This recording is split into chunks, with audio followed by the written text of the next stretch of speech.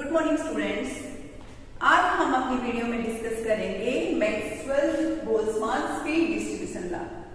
Maxwell-Boltzmann velocity distribution law हम already अपनी previous video में डिस्कस कर चुके हैं। स्पीड डिस्ट्रीब्यूशन लॉ को डिस्कस करने से पहले मैं आपको बताना चाहूंगी कि स्पीड एंड वेलोसिटी में जो मेजर डिफरेंस होता है वो डायरेक्शन का डिफरेंस होता है। वेलोसिटी हमारी एक वेक्टर क्वांटिटी है which has both direction and magnitude, but speed has only magnitude, doesn't have any direction. तो अब जब हम स्पीड डिस्ट्रीब्यूशन लॉ को कंसीडर कर रहे हैं तो यहाँ पे हम अगेन एक डायग्राम में मैंने यहाँ पे ड्रॉ कर रखा है। इस डायग्राम में अगर हम समझे तो यहाँ पे देखो हमने कार्टेशियन कोऑर्डिनेट सिस्टम कंसीडर किया। एक्स वाई जेड डायरेक्शन हम यहाँ पे लेके चल रहे हैं। ओ यहाँ पे ओरिजिन है, पार्टिकल यहाँ पे आपका इस पोजीशन पे है जिसकी कि हम सी स्पीड कंसीडर करके चल रहे हैं। तो अब अगर इस पार्टिकल की सी स्पीड है और स्पीड के साथ हम कह रहे हैं कि डायरेक्शन नहीं होती, इसका मतलब क्या हुआ कि ओरिजिन से इस सी रेडियस का अगर हम एक स्फीयर ड्रॉ कर ले तो उस स्फीयर के सरफेस के ऊपर पार्टिकल की जो स्पीड है वो कांस्टेंट सी ही बनी रहेगी। इसका मतलब मोर देन वन पोजीशन पे पार्टिकल की स्पीड सी है।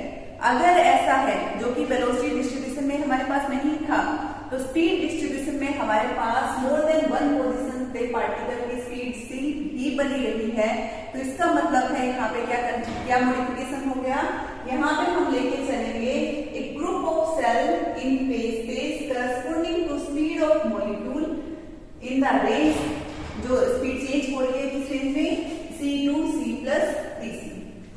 वेलोसिटी के केस में हमारी एक यूनिक पोजीशन पे हम यूनिक वेलोसिटी लेके चल रहे थे और उस वजह से वहां पे जो नंबर ऑफ सेल ith जो हम सेल कंसीडर कर रहे थे उसकी वैल्यू 1 लेके चल रहे थे। लेकिन इस केस में क्या हुआ कि मोर देन वन पोजीशन से पार्टिकल की स्पीड c बनी हुई है। इस वजह से हम यहाँ पे ग्रुप ऑफ सेल लेके चलेंगे फेज स्पेस के अंदर और इस ग्रुप ऑफ सेल की जो स्पीड चेंज होगी वो कहां से कहां तक चेंज होगी, c से c प्लस dc तक। तो जो इनर स्फीयर है उसकी रेडियस c रहेगी एंड जो आउटर स्फीयर है उसकी रेडियस रहेगी c प्लस dc। तो इस टाइप से स्पीड का वेरिएशन हो रहा है। तो किसी भी पर्टिकुलर मॉलिक्यूल को हम यहाँ पे कंसीडर किया विद स्पीड c एंड जो स्पीड चेंज हो रही है वो हो रही है c प्लस dc तक। अब मोर देन वन सेल्स हो गई है एक सिंगल जोन में, तो इसका मतलब है जो नंबर ऑफ सेल हम यहाँ पे लेके चल रहे हैं GI सेल, और ये GI सेल ith जोन में एग्जिस्ट कर रही है। ठीक है, अब हम मैक्सवेल-बोल्ट्जमान थ्योरी को अगर यहाँ पे यूज करें तो मैक्सवेल-बोल्ट्जमान थ्योरी जो कि हमने वेलोसिटी डिस्ट्रीब्यूशन लॉ में यूज की थी वो क्या कहती थी कि ith जो सेल है उसमें नंबर ऑफ पार्टिकल्स को हम कोरिलेट कर सकते हैं एनर्जी के साथ इस रिलेशन से। यहाँ पे EI सेल की एनर्जी है, NI number of particle in the cell. यहाँ पे कोई भी GI फैक्टर नहीं आएगा, लेकिन इस केस में due to this constant value of c along the surface of this sphere एक एक्स्ट्रा फैक्टर यहाँ पे इंक्लूड हो गया है GI, क्योंकि GI नंबर ऑफ सेल आपकी ith जोन में जो है उनकी स्पीड c से c प्लस dc तक वेरी कर रही है। तो अब जो मैक्सवेल-बोल्ट्जमान लॉ है यहाँ पे स्पीड के केस में मॉडिफाई हो गया है इस टाइप से, जिससे हम कह सकते हैं कि ith जोन में जो नंबर ऑफ पार्टिकल हैं वो ni है, एनर्जी है EI एंड GI यहाँ पे इस ith जोन में नंबर ऑफ सेल्स है। सो दिस इज मैक्सवेल-बोल्ट्जमान थ्योरी जो कि हम स्पीड के लिए यूज करेंगे। ठीक है, सो यहाँ पे ये हमारी इक्वेशन नंबर 1 हो गई है। इस इक्वेशन में अगेन हमारे a एंड बीटा कांस्टेंट है एंड जो बीटा कांस्टेंट है उसकी वैल्यू है 1/kT, k is Boltzmann constant and T is absolute temperature of the gas. इसके बाद हम नेक्स्ट बात करते हैं कि number of molecules having speed in the range c to c plus dc, क्योंकि अब हमें क्या करना है कि नंबर ऑफ मॉलिक्यूल्स निकालने हैं इस रेंज के अंदर और जो नंबर ऑफ मॉलिक्यूल्स आएंगे उनका वेरिएशन स्पीड पर डिपेंडेंट आएगा। तो अब नंबर ऑफ मॉलिक्यूल्स हम निकालें इस रेंज के अंदर c से c प्लस dc के अंदर, तो आप यहाँ पे देख सकते हैं कि जितना हम एरिया हमारा एक्सपेंड करेंगे उसी के अकॉर्डिंग नंबर ऑफ मॉलिक्यूल्स हैं वो चेंज होंगे। तो इसका मतलब जो नंबर ऑफ मॉलिक्यूल्स हैं वो इस dc डायमेंशन पे डिपेंड कर रहे हैं।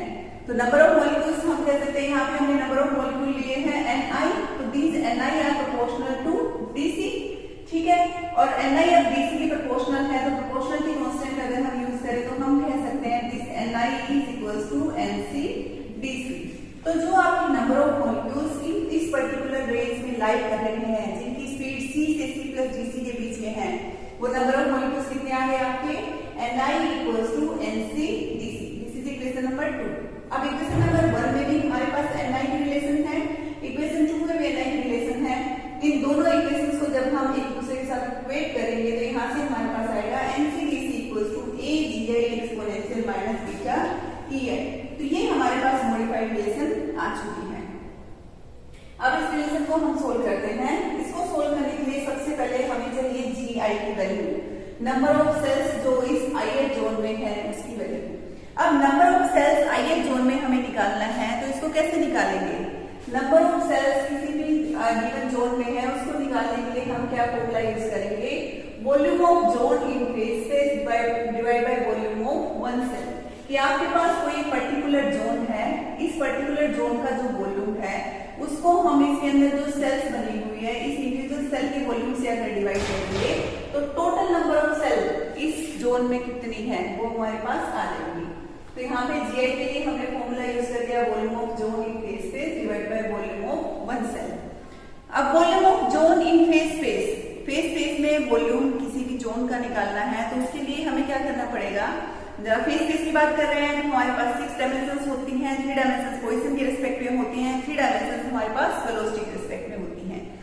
अभी हम थोड़ी देर के लिए जो वेलोसिटी का कंसेप्ट है उसी को यूज कर रहे हैं। तो हमारे पास जो जनरल फॉर्मूला है फेज स्पेस में किसी जोन के वॉल्यूम का, वो जनरल फॉर्मूला हमारे पास क्या है? 6 integrals dx dy dz dvx dvy dvz and single cell का हमारे पास वॉल्यूम होता है h आपका प्लैंक्स कांस्टेंट है और प्लैंक्स कांस्टेंट भी एक सिंगल सेल का वॉल्यूम हम लेके चल रहे हैं। तो इसके करस्पॉन्डिंग हमारे पास जो नंबर ऑफ सेल्स हैं वो आ गई है this volume divide by h। अब इस वॉल्यूम की वैल्यू हमें फाइंड आउट करनी है। इस वॉल्यूम में हम देख सकते हैं कि यहाँ पे पैरामीटर्स हमारे पास पोजीशन के करस्पॉन्डिंग है और ये 3 वेरिएबल्स हमारे पास वेलोसिटी के करस्पॉन्डिंग है। जो पोजीशन के करस्पॉन्डिंग 3 यहाँ पे वेरिएबल्स हैं उनका अगर हम ट्रिपल इंटीग्रल ले तो वो ट्रिपल इंटीग्रल हमें गैस का वॉल्यूम देता है। क्योंकि पोजीशन के करस्पॉन्डिंग हम यहाँ पे वेरिएशन लेके चल रहे हैं तो हम मान के चल सकते हैं कि किसी भी पर्टिकुलर कंटेनर में जितनी गैस फिल है उस कंटेनर का वॉल्यूम हमें यहाँ से मिल सकता है। सो वॉल्यूम ऑफ गैस हम निकाल सकते हैं इस ट्रिपल इंटीग्रल से dx dy dz। तो इसका मतलब ये 6 इंटीग्रल हमारे पास थे, 6 इंटीग्रल में triple integral dx dy dz हमें दे देगा वॉल्यूम ऑफ गैस। अब बात करते हैं इन ट्रिपल इंटीग्रल्स की कि यहाँ पे dvx dvy dvz हम लेके चल रहे हैं स्पीड, वेलोसिटी नहीं लेके चल रहे हैं। इसका मतलब वेलोसिटी के वेरिएशन की जगह अब करंट सिचुएशन में हम अपनी स्पीड की वेरिएशन देखते हैं। अब यहाँ पे हमारी स्पीड कैसे चेंज हुई? इनिशियली c थी and then c plus dc तक चेंज हुई। तो इसका मतलब जो ये स्टेडिक पोर्शन है, ये स्टेडिक पोर्शन हमारा वेरिएशन दिखा रहा है और इस स्टेडिक पोर्शन में वो नंबर ऑफ मॉलिक्यूल्स लाई करेंगे जिनकी स्पीड c से c प्लस dc के बीच में होगी। तो इसका मतलब हमें इस स्टेडिक पोर्शन का वॉल्यूम चाहिए। इस स्टेडिक पोर्शन का वॉल्यूम कितना होगा? इंटरनल स्फीयर का वॉल्यूम हमारे पास आ जाएगा c रेडियस से, एक्सटर्नल स्फीयर का वॉल्यूम हमारे पास आ जाएगा c प्लस dc रेडियस से। दोनों के वॉल्यूम को अगर हम सब्ट्रैक्ट कर देते हैं तो जो स्टेडिक पोर्शन है उसका वॉल्यूम हमारे पास आ जाएगा। तो इस स्टेडिक पोर्शन का वॉल्यूम हम निकालेंगे यहाँ पे। तो ये वॉल्यूम हमारे पास कितना आएगा? 4/3 पाई c plus dc cube minus 4/3 पाई c क्यूब। यहाँ पे c प्लस dc क्यूब है, इसको हम एक्सपेंड कर देते हैं। तो इसको एक्सपेंड करने के बाद हमारे पास क्या आएगा? c cube 3c square dc plus 3c dc square plus dc cube minus this c square and 4/3 पाई हमने यहाँ से कॉमन ले लिया। अब यहाँ से देखो c क्यूब से c क्यूब आपका कैंसिल हो गया। उसके बाद हमारे पास टर्म है dc स्क्वायर dc क्यूब। ये जो dc है ये थिकनेस है, ये थिकनेस आपकी काफी स्मॉल होती है क्योंकि हम यहाँ पे स्मॉल वेरिएशन के लिए स्टडी कर रहे हैं। तो थिकनेस, तो अगर dc की वैल्यू हमारी स्मॉल है तो इसका मतलब dc स्क्वायर और भी स्मॉल हो गया, dc क्यूब फर्दर इसकी वैल्यू काफी स्मॉल हो गई। तो हम यहाँ पे dc square and dc cube terms को नेग्लेक्ट कर देंगे। देन हम सिर्फ dc की टर्म को यहाँ पे कंसीडर करेंगे तो हमारा जो वॉल्यूम इस पर्टिकुलर स्टेडिक रीजन का वॉल्यूम आएगा वो कितना आएगा? 4/3 pi 3c square dc। So this is volume of this स्टेडिक पोर्शन जिसमें कि आपके नंबर ऑफ मॉलिक्यूल्स लाई कर रहे हैं जिनकी स्पीड C से C+DC तक वेरी कर रही है। और ये वॉल्यूम कौन सा है? ये वो वॉल्यूम है जिसमें कि हमने, अगर हम बेस का कंसेप्ट कंसिडर करें तो हमने ये ट्रिपल इंटीग्रल कंसिडर किया था, जहां पे वेलोसिटी आपकी वेरी कर रही थी Vx से Vx प्लस dVx तक, Vy से Vy प्लस dVy तक एंड Vz से Vz प्लस dVz तक।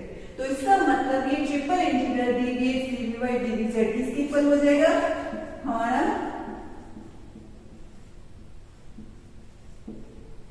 इस वॉल्यूम के इक्वल हो जाएगा।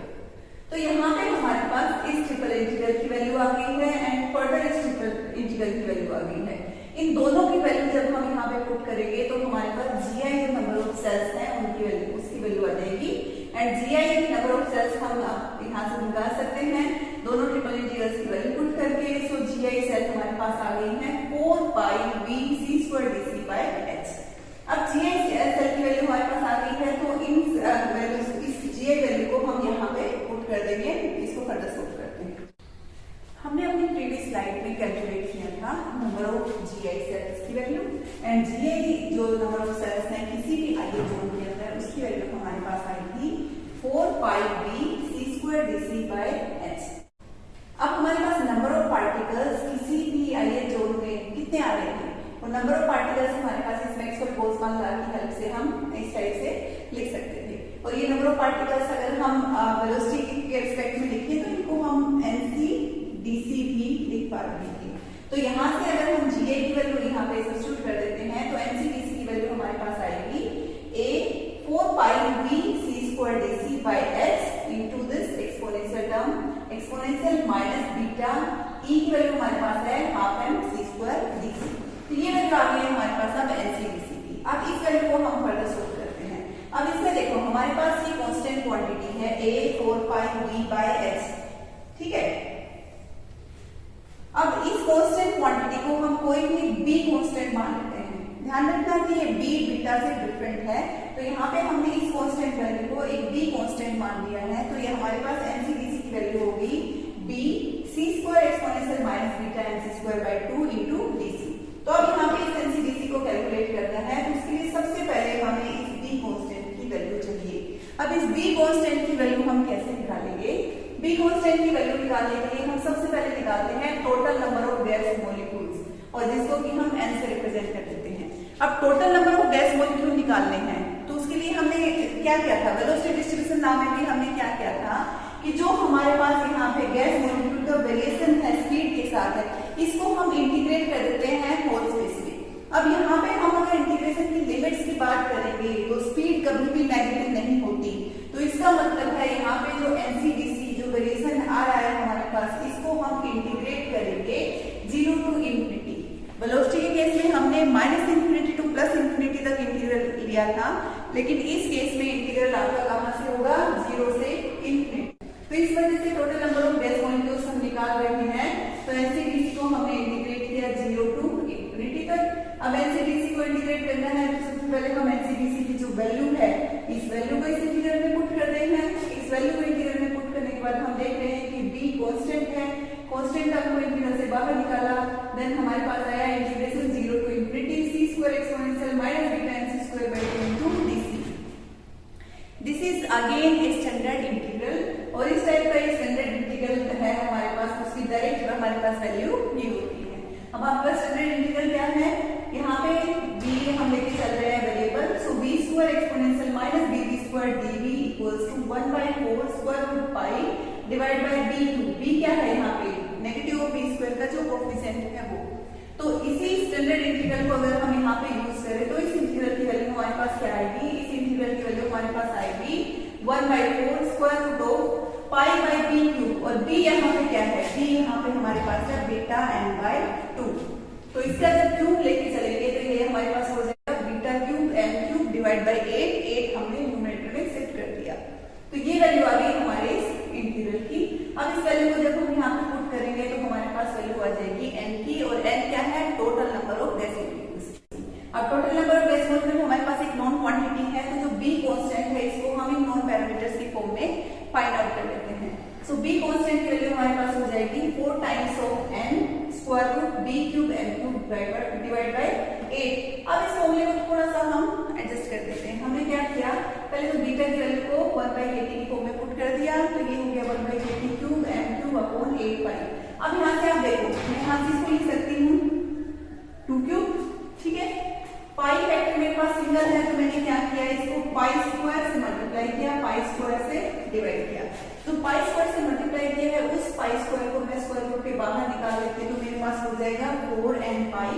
एंड यहाँ पे जो पाई स्क्वायर था उसको मैं पाई से मल्टीप्लाई कर दूंगी, तो ये मेरे पास क्या हो जाएगा, पाई क्यूब हो जाएगा। तो यहाँ पे आप देख सकते हो हमारे पास जो सारी टर्म्स हैं, हमारे पास जो सारी टर्म्स हैं m³, 2³ पाई क्यूब, kt क्यूब, सभी क्यूब की फॉर्म में है और इनका स्क्वायर रूट है। तो अभी क्या हो जाएगा, m/2 पाई kt की पावर 3/2। तो इसका मतलब अब b की वैल्यू मेरे पास हो गई, ये 4 पाई n कांस्टेंट आपका बाहर, उसके साथ m/2 पाई kt की रेज़ टू पावर 3/2। b की वैल्यू मेरे पास आ गई है। अब b की वैल्यू को जब मैं इस फॉर्मूले में पुट कर देती हूँ यहाँ से, तो मेरे पास जो नंबर ऑफ पार्टिकल्स का वेरिएशन स्पीड के साथ आ गया है, तो एनसीडीसी की वैल्यू मेरी हो जाएगी 4 पाई n m/2 पाई kt की रेज़ टू पावर 3/2। उसके साथ में मेरे पास यहाँ पे है c square exponential minus beta mc square by 2। तो ये वैल्यू मैं यहाँ पे पुट कर दूंगी, बीटा की जगह मैंने 1/kt यहाँ पे पुट कर दिया। तो ये मेरे नंबर ऑफ पार्टिकल्स, ये नंबर ऑफ मॉलिक्यूल्स हैं जिनकी स्पीड c से c+dc तक वेरी कर रही है।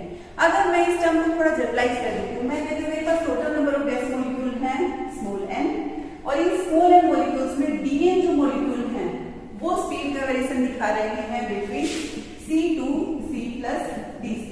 तो इन दैट केस मैं एनसीडीसी को रिप्लेस कर दूंगी dn से, एंड इस कैपिटल n को रिप्लेस कर दूंगी n से। तो यहाँ पे मेरे पास जो नंबर ऑफ मॉलिक्यूल्स का वेरिएशन आ गया स्पीड के साथ, and this is Maxwell distribution law of speed of A gas molecule. तो इस टाइप से हम किसी भी गैस मॉलिक्यूल की अगर स्पीड डिस्ट्रीब्यूशन देखना चाहेंगे, कितने नंबर ऑफ पार्टिकल्स कितनी स्पीड रखते हैं, उनकी आपस में रिलेशन देखना चाहें, तो वो रिलेशन आपकी इस इक्वेशन से निकाली जा सकती है।